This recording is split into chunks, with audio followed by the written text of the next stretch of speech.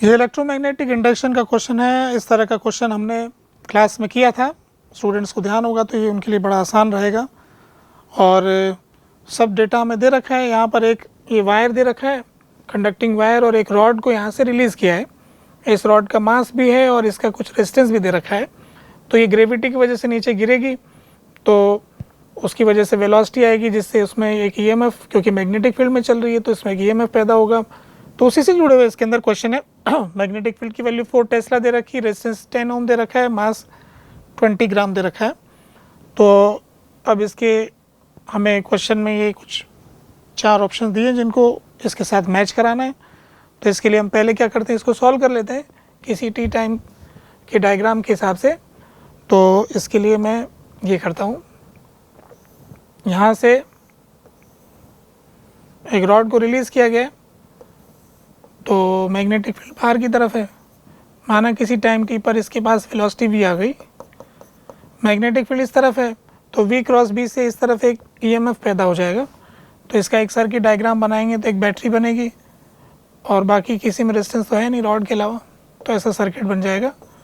BVL और R इधर की तरफ करंट जाएगा तो किरचॉफ्स लॉ से इक्वेशन बन जाएगी BVL is equal to IR। BVL is equal to IR हो गया। और इधर जब I इस तरफ जाएगा तो मैग्नेटिक फील्ड में अगर किसी वायर में करंट जाता है तो उसमें मैग्नेटिक फोर्स लगता है जो कि ILB से ऊपर की तरफ आ रहा है। तो इसका फ्री बॉडी डायग्राम बनाएंगे तो फ्री बॉडी डायग्राम में फोर्स आ गया ILB, ऊपर नीचे की तरफ mg। तो इस पे अगर हम न्यूटन्स लॉ की इक्वेशन लिखेंगे तो आ जाएगी वो mg minus ILB is equal to m/dv/dt। अब यहाँ से I की वैल्यू उठा के इसमें रख देंगे तो ये आ जाएगा BVL by R into LB m/dv/dt। ऐसा करते हैं कि इसमें से v को अलग कर लेते हैं तो ये आ जाएगा mgr upon b²l² minus v is equal to mr upon b²l² into dv/dt। तो यहाँ से जो एक्सप्रेशन है इसके अंदर हम वैल्यू रख देते हैं mgr अपॉन b²l²। m की जगह अपन को दे रखा है 20 ग्राम तो 20 इंटू 10 की पावर -3, g की वैल्यू 10, r की वैल्यू 10 और b की वैल्यू 4 स्क्वायर, l 25 सेंटीमीटर, इसको 1/4 मीटर लिख सकते हैं। तो ऐसा आ गया तो डिनोमिनेटर तो 1 आ गया और ये 3 10 की पावर सारी कैंसिल होकर 2 के बराबर आ गया। तो ये जो एक्सप्रेशन है हमारा ये आ गया 2 minus v is equal to, और mr अपॉन b²l² इसको g से डिवाइड करेंगे तो ये आ जाएगा तो 2 डिवाइडेड बाई 10 0.2 आ गई, 0.2 dv/dt। 0.2 को 1/5 भी लिख सकते हैं। तो इसको इधर ले आते हैं 5 dt और ये हो गया dv अपॉन 2 माइनस v। इसे इंटीग्रेट कर देंगे 0 से t 0 से v तो ये आ जाएगा 5t minus ln 2 minus v upon 2, ऐसा आ गया। तो इसको e की पावर -5t 1 माइनस v/2, इसको इधर जाके लिखेंगे तो ये आ जाएगा 2 इंटू 1 माइनस e की पावर -5t। ऐसे हमने वेलोसिटी का एक्सप्रेशन बना लिया। अब जो हमसे पूछा गया है इसके ऑप्शन देखते हैं हम। तो ये सारे ऑप्शन में t इक्वल टू 0.2 सेकेंड पे ही 3 ऑप्शंस पूछे गए हैं। तो पहले अपन 0.2 सेकेंड पर ही इसकी वेलोसिटी मालूम कर लेते हैं। तो t इज इक्वल टू 0.2 हम पुट करेंगे तो v की वैल्यू आ जाएगी 2 इंटू 1 माइनस e की पावर -5 इंटू 0.2। तो ये आ जाएगा v is equal to 2 into 1 minus e की पावर -1। अब e की पावर -1 के बारे में क्वेश्चन में ऐसा लिखा हुआ है कि e की पावर -1 आए तो उसको 0.4 ले लेना। तो हम 0.4 ले लेंगे क्योंकि ऐसा क्वेश्चन में लिखा गया है। तो यहाँ पर रख देंगे 2 इंटू 1 माइनस 0.4 तो ये 2 इंटू 0.6 हो गया, यानी 1.2 वेलोसिटी आ गई। तो क्वेश्चन में वेलोसिटी की वैल्यू 1.2 मिल गई जिस टाइम पे पूछा है। अब क्वेश्चन में पूछा है इंड्यूस्ड ईएमएफ की वैल्यू क्या होगी। तो इंड्यूस्ड ईएमएफ का वैल्यू तो BVL होता है और B की वैल्यू 4 है, V की वैल्यू 1 है ना, 1.2 है जो अभी अपन निकाल के लाए हैं, और L की वैल्यू 1/4 है, तो इसकी वैल्यू 1.2 आ गई जो कि तीसरे वाले ऑप्शन में है, तो P वाले का थर्ड आ गया। अब मैग्नेटिक फोर्स का कैलकुलेशन करना है हमें, तो मैग्नेटिक फोर्स जो है वो ILB है, तो ILB में हमें I का कैलकुलेशन करना होगा, है ना। तो I की वैल्यू जो आ रही थी वो था BVL/R। BVL की वैल्यू अपन ने अभी 1.2 निकाली है और रेजिस्टेंस की वैल्यू 10 दे रखी है, तो 0.12 आ गया। करंट की वैल्यू 0.12 आ गया, तो 0.12 यहाँ रख देंगे। L की वैल्यू 1/4 है, B की वैल्यू 4 है, तो ये 0.12 फोर्स की वैल्यू आ गई। तो फोर्स वाला एक्सप्रेशन फोर्थ वाले से मैच खा रहा है। फिर पावर डिसिपेटेड पूछा है, वो हो गया I²R। I की वैल्यू 0.12 है, 0.12 इंटू 0.12, R की वैल्यू 10 है, तो ऐसा करने से ये आ जाएगा 0.144, जो कि 2 डेसिमल में लिखा जाएगा तो राउंड ऑफ होकर के सेकेंड वाले से मैच हो जाएगा। फिर इसके बाद टर्मिनल वेलोसिटी पूछा है, तो वेलोसिटी का जो अपना एक्सप्रेशन है वो है 2 इंटू 1 - e -5t।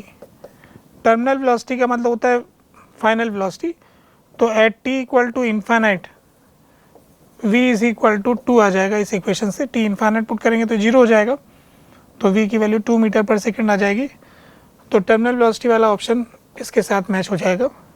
तो इस तरह से p वाला जो है उसके अंदर 3 आ जाएगा, p वाले में 3 वाला हो गया, q वाले के अंदर 4 वाला हो गया, और r वाले में 2 वाला हो गया, और S वाले में 5 वाला हो गया, यानी C ऑप्शन सही हो गया। ठीक है, तो इसका C आंसर हो गया। हाँ, ये एक बेसिक सा क्वेश्चन है। हमें वेलोसिटी वेक्टर दे रखा है और रिजल्टेंट फोर्स पता करना है। तो हम जानते हैं कि वेलोसिटी से एक्सेलरेशन निकाल लेंगे, एक्सेलरेशन को मास से मल्टीप्लाई करेंगे और हमें मिल जाएगा, यानी जो फोर्स हमको चाहिए वो है mdv/dt। तो v हमें दे रखा है, तो वेलोसिटी वेक्टर हमें दिया हुआ है alpha y i cap plus x j cap, 2x j cap. तो मैं अगर dv/dt कैलकुलेट करूँगा तो ये हो जाएगा alpha into dy/dt i cap plus 2 alpha dx/dt j cap. अब dy/dt जो होता है ये होता है y कंपोनेंट ऑफ वेलोसिटी, जो कि अपन यहाँ से देख सकते हैं, ये वाला y कंपोनेंट हो गया, तो ये हो जाएगा 2 अल्फा x i कैप, और dx/dt इसका x कंपोनेंट होता है, तो ये हो गया अल्फा y j कैप। तो इस तरह से एक्सेलरेशन वेक्टर की वैल्यू आ गई 2 alpha square x i cap 2 alpha square y j cap. तो यहाँ पर अपन सब्स्टिट्यूट कर देंगे इस इक्वेशन में, मास इंटू, अब इसमें 2 अल्फा स्क्वायर कॉमन ले लेंगे और यह आ जाएगा x i कैप और y j कैप। तो इस तरह का जो ऑप्शन है वो डी वाला ऑप्शन है, सही है, एकदम सीधा सही सवाल था। ठीक है, ये थर्मोडायनेमिक्स का क्वेश्चन है। हम देख रहे हैं कि इस पेपर में थर्मोडायनेमिक्स जो है काफ़ी आ गई है, और कहते भी हैं क्लास के अंदर कि 11वीं क्लास का जो सबसे इम्पोर्टेंट टॉपिक है वो थर्मोडायनेमिक्स है, तो इसमें बड़ा फ़ायदा हुआ होगा।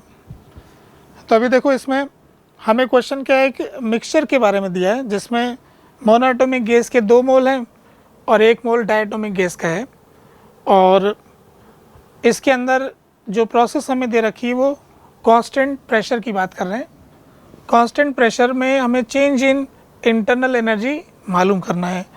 Change in internal energy constant pressure के अंदर क्या होता है, तो अपन जानते हैं कि कोई भी प्रोसेस हो इंटरनल एनर्जी का फार्मूला वही हो जाता है, तो N1 CV1 delta T plus N2 CV2 delta T, ये चेंज इन इंटरनल एनर्जी का फार्मूला हो गया। क्योंकि मिक्सचर है 2 टाइप की, इसलिए ऐसा लिख लेंगे।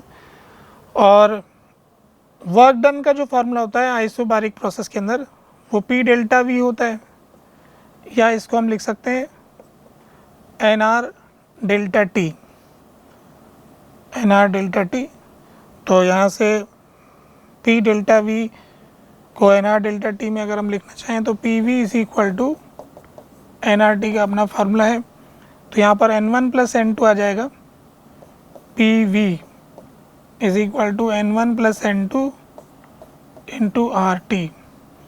पी कॉन्स्टेंट है तो P delta we is equal to N one plus N two R delta T.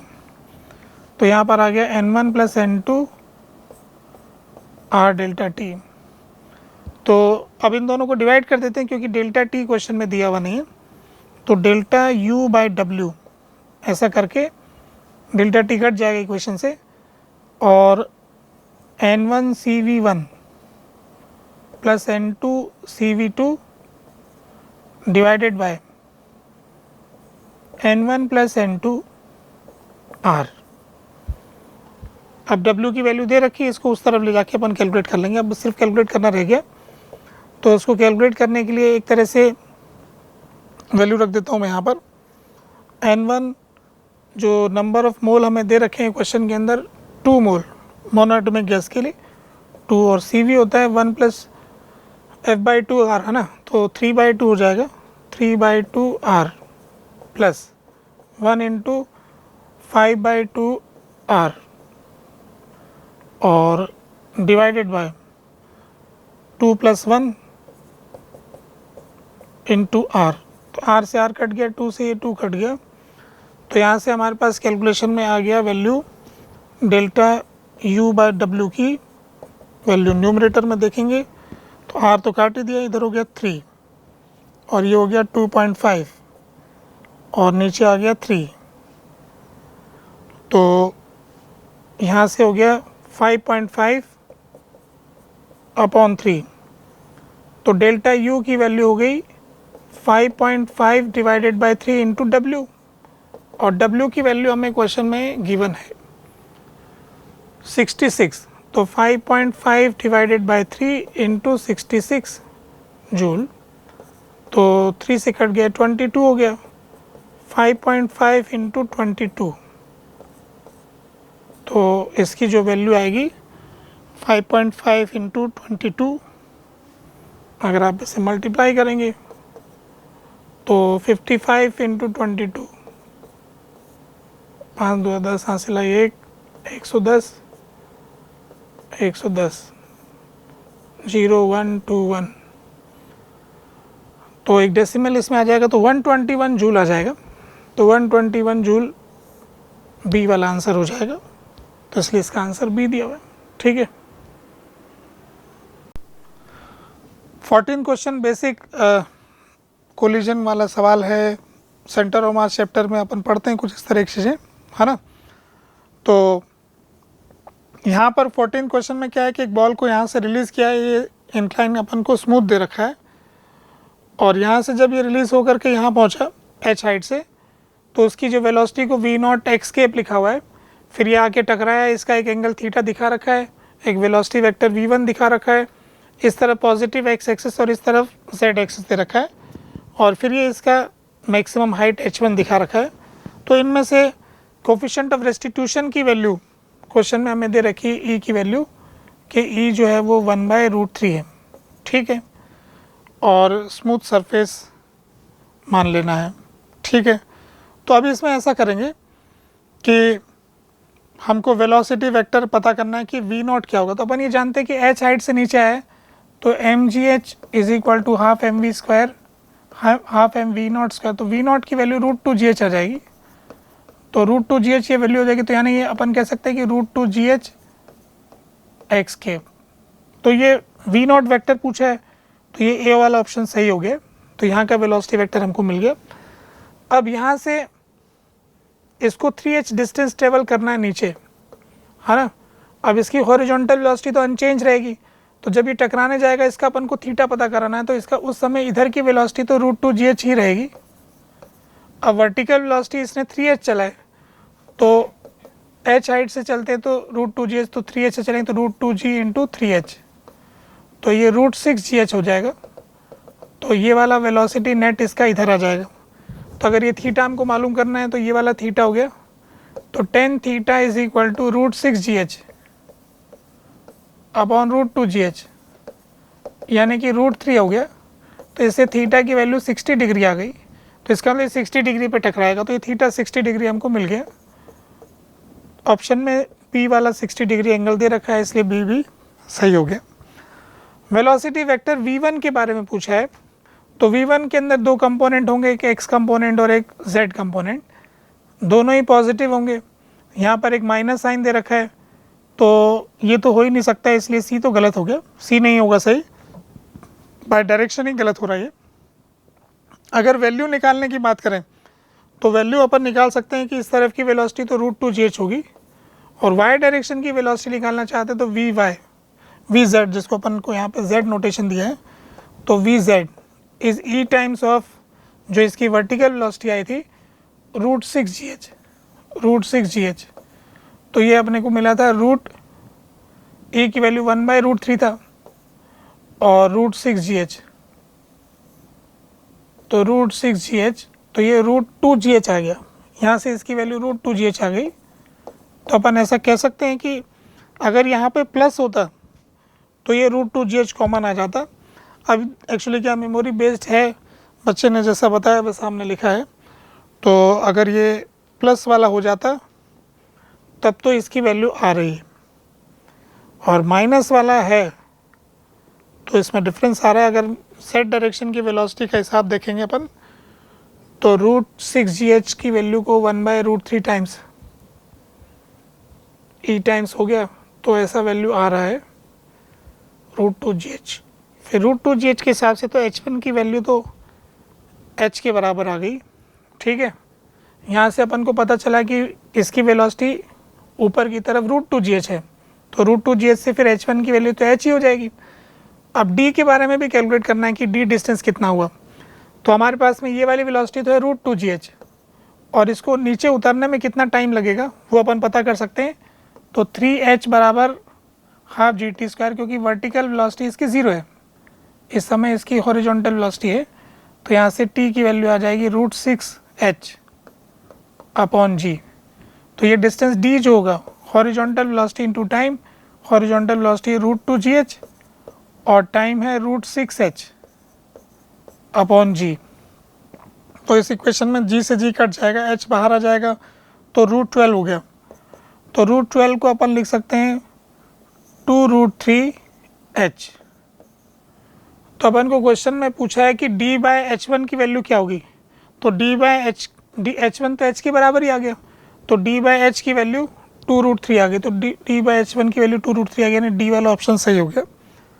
तो इस तरह से D भी सही हो गया, तो अपना आंसर इसमें A-B-D हो गया। ये भी हो जाता अगर यहाँ प्लस होता, माइनस साइन की वजह से ये रिजेक्ट हो रहा है, जैसा स्टूडेंट ने बताया उसके हिसाब से हमने किया है, ठीक है।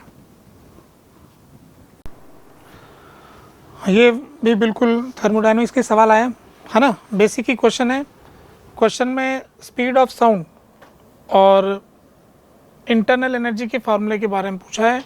इसमें इन्होंने डिग्री ऑफ फ्रीडम जो है उसके लिए सिंबल n यूज़ कर लिया, जनरली हम f यूज़ करते हैं, और ये n for number of mole use करते हैं। यहाँ पर नंबर ऑफ मोल तो 1 ही दे रखा है, तो अपन फार्मूले में लिख सकते हैं UN is equal to F/2 nRT होता है, F/2 nRT। तो यहाँ पर n की वैल्यू तो 1 होगी, f की वैल्यू n होगी, तो यानी n/2 RT।